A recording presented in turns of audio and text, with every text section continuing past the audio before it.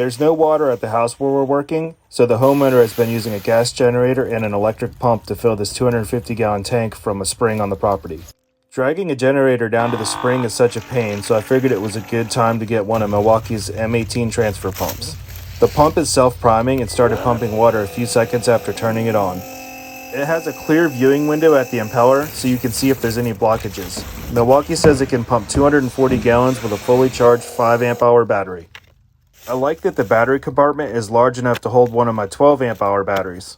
This pump can actually tell when it stops moving water and will automatically shut off to avoid dry pumping. It has 3/4 inch brass connectors, so you can attach any standard garden hose.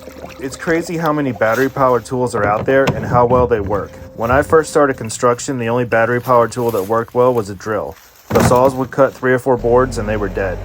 Now I own over a dozen. Let me know what's the next battery powered tool on your list.